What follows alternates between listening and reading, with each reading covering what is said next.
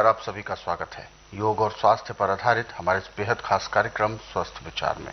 मैं हूं आपके साथ आपका साथी विकास। दर्शकों, ये कार्यक्रम हम आपके लिए लेकर आते हैं ताकि आप अपने रोगों को जड़ से दूर कर सकें, अपने रोगों को पहचान सकें और उनका उपचार करके आप अपने आप को स्वस्थ और निरोगी बनाए रख सकें। और इन सभी विषयों में हमारा मार्गदर्शन करते हैं जाने माने असाध्य रोग निवारक गायत्री सिद्ध पंडित श्री लक्ष्मण दास रतन भारद्वाज जी।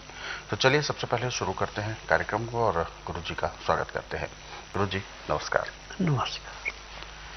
ये कार्यक्रम आप सभी के लिए हम लेकर आए हैं और हम चाहते हैं कि आप इस कार्यक्रम का हिस्सा बने। यदि आपके साथ किसी भी तरह का कोई रोग है, कोई शारीरिक कष्ट है, तो आप सीधे हमारे इस कार्यक्रम से जुड़ सकते हैं, हमें कॉल कर सकते हैं या व्हाट्सएप के जरिए मैसेज भेज सकते हैं। और साथ ही साथ आपको हम याद दिलाते हैं कि जब भी आप इस कार्यक्रम को देखने बैठें तो कॉपी और पेन जरूर लेकर बैठा करें, नुस्खे और उपचार लिख जरूर लिया करें। तो आगे बढ़ते हैं और शुरू करते हैं आज के मुख्य विषय पर चर्चा। गुरु जी, आज के इस अंक में हम बात करने जा रहे हैं कमजोर स्मरण शक्ति की।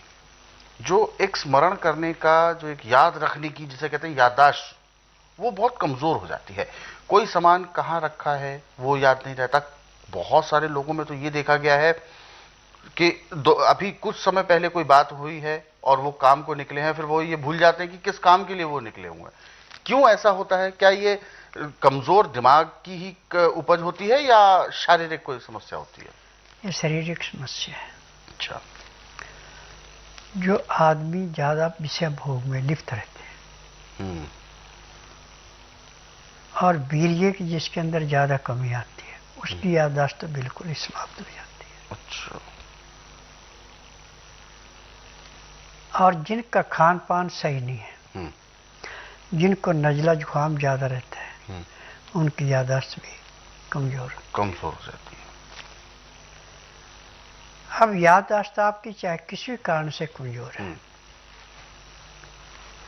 इसको तीव्र करने के लिए दूध, दही, मक्खन, मट्ठा ये अमृत है।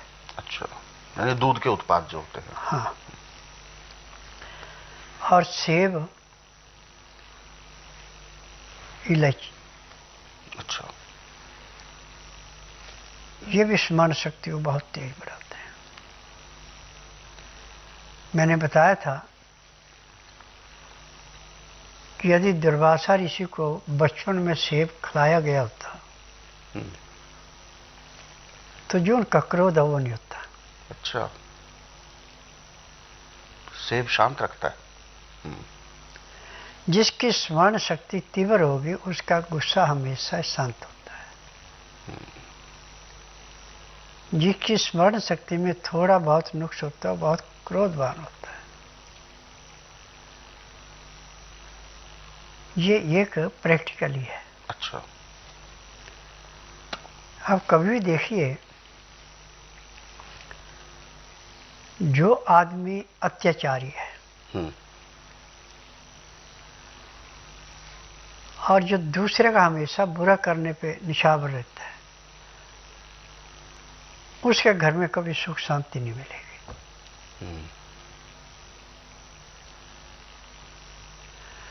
और जो आदमी हर किस्म की कमी होते हुए भी अपने खुश रहता है, किसी को दुत्कारता नहीं है, उसके घर में कभी झगड़ा नहीं होता। ये प्रैक्टिकल ही है। अब इसमें हमें 3 चीजों से ध्यान देना। पहला तो यह है कि रात को ठीक 9 से 10 के अंदर सो जाना चाहिए और सुबह 4 बजे उठ करके, भले आपका पेट साफ हो ना हो, आधा घंटा कपालभाति, 15 मिनट भस्त्रिका, 8-10 बार अग्निसार, 15-20 बार यही, 25-30 बार ब्राह्मणी, 1 घंटा लोन ब्रोन करना चाहिए। यदि आप इस क्रिया को भी कर लेते हैं तो आपकी याददाश्त दिन दुगने रात चौगुनी बढ़ेगी, पाचन शक्ति आपकी मजबूत रहेगी। परंतु तली हुई चीज़ें, मैदे की चीज़ें, ठंडा खाना, बेटमा खाना नहीं खाना। और खाना खाते समय 2 गिलास गर्म पानी, लहसुन, प्याज, अदरक का रस मिला के पीते हैं, तो मैं तो ये चैलेंज कर सकता हूँ कि जब तक आपके शरीर के अंदर सांस है, ना तो आपको किसी डॉक्टर हकीम के पास जाना पड़ेगा, ना आपको कोई रोग होगा। ये इसके पीछे कारण है। बिल्कुल। तो गुरुजी, आपने जो इसका उपचार जो बताया, इसकी विधि पूरी तरह से कैसे, इसकी विधि कैसे प्रयोग करना है, सेब को या इलायची को? देखिए, सुबह आप चाय की जगह लस्सी का गिलास पीजिए। अच्छा। और लस्सी यदि आप खुद बुलोते हैं तो उससे मक्खन जो निकला, मक्खन को 3 बार ताजे पानी में धो करके मक्खन खा लें, ऊपर से लस्सी पी लें। याददाश्त भी बढ़ेगी, आंखों की रोशनी भी बढ़ेगी और चेहरे में भी चमक रहेगी, चेहरे में झुर्रियाँ नहीं आएंगी। दूसरा तरीका है कि आपके पास मक्खन या घी बना लिया आपने जी, तो जब आपने दूध पीना है तो उसका टेम्परेचर 15 से 18 डिग्री होना चाहिए और उसमें 2 चम्मच घी पिघला करके उसमें डाल दें। शक्कर या गुड़ आप डाल सकते हैं, चीनी नहीं डालना। अच्छा। तो उसको पिएंगे तो याददाश्त बढ़ेगी। और दही जो आपका, ये भी यदि आप खाते हैं तो इससे भी याददाश्त बढ़ती है, क्योंकि दिमाग को और पाचन शक्ति को ये चीज़ें ऐसे सहायता करती हैं जैसे ग्रीष्म ऋतु समाप्त होने के बाद वर्षा ऋतु में बिल्कुल बंजर जमीन में नमी आने पर हरियाली छाती है, ऐसे अंदर की याददाश्त में बढ़ोतरी होती है। तो सुबह सुबह यानी लस्सी लाभ करती है बहुत ज़्यादा, क्योंकि अलग अलग मुंह, अलग अलग बातें, बहुत सारे लोग लस्सी को अच्छा भी नहीं मानते हैं सुबह सुबह। देखिए, जिनको गंदगी खाने की आदत पड़ जाए उनको अमृत कहाँ अच्छा लगेगा। बिल्कुल बिल्कुल, ये बात बिल्कुल सही कही आपने। लस्सी, दही, दूध, ये तो अमृत है। और जो ये अरंगा खाते पीते हैं, ये शरीर का भी नाश करेंगे और स्मरण शक्ति को भी बेकार करते हैं। बेकार। तो गुरुजी, और जो सेब का आपने जो अभी उपचार बताया और एक इलायची के बारे में बोला था, इसकी भी अगर विधि बता देंगे आप तो बहुत अच्छा रहेगा। लीची जो है ना, जब मौसम होता है तो यदि आप 4 या 5 लीचियाँ रोज खाते हैं सुबह सुबह खाली पेट, तो भी याददाश्त बड़ी तेजी से बढ़ती है। अच्छा। और सेब का ऐसा है कि यदि आप सुबह खाली पेट 1 सेब रोज खाते हैं और रात को सोने से पहले खाते हैं, तो भी आपकी याददाश्त बड़ी तेजी से बढ़ती है और स्मरण शक्ति तो बढ़ती है, आंखों की दृष्टि भी बड़ी तेज बढ़ती है।